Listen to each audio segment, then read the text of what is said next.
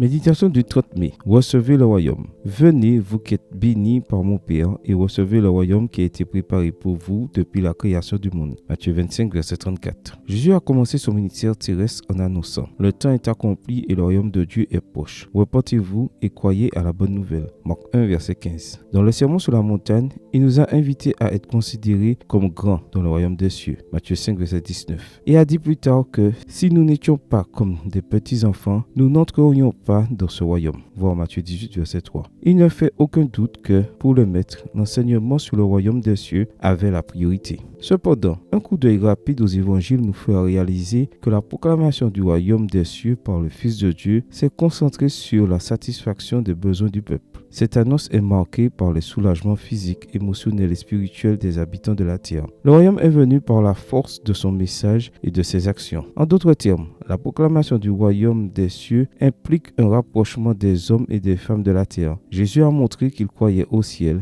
en transformant la terre. C.S. Lewis a déclaré qu'avoir de l'espoir dans l'au-delà ne signifie pas que nous devions laisser le monde tel qu'il est. Si nous lisons l'histoire, nous verrons que les chrétiens qui ont le plus fait pour ce monde sont ceux qui ont le plus pensé à autrui. Les apôtres eux-mêmes qui ont commencé à pied la conversion de l'Empire romain. Les évangéliques anglais qui ont aboli le marché des esclavages ont tous laissé leur marque sur terre précisément parce que leur esprit était porté sur les choses célestes. Ceux d'entre nous qui veulent quitter cette planète pour habiter le royaume doivent se souvenir que notre champ d'activité ici-bas est prévu de façon aussi certaine que la place préparée pour nous dans les parvis célestes. Ceux qui donnent de leurs vêtements à celui qui n'en a pas, qui ouvrent leur garde-manger à ceux qui en ont besoin, qui partagent un verre d'eau avec un cœur assoiffé, verront l'accomplissement de la promesse. Venez, vous qui êtes bénis par mon Père, et recevez le royaume qui a été préparé pour vous depuis la création du monde. Amen. Bonne journée à vous et que le Seigneur vous bénisse.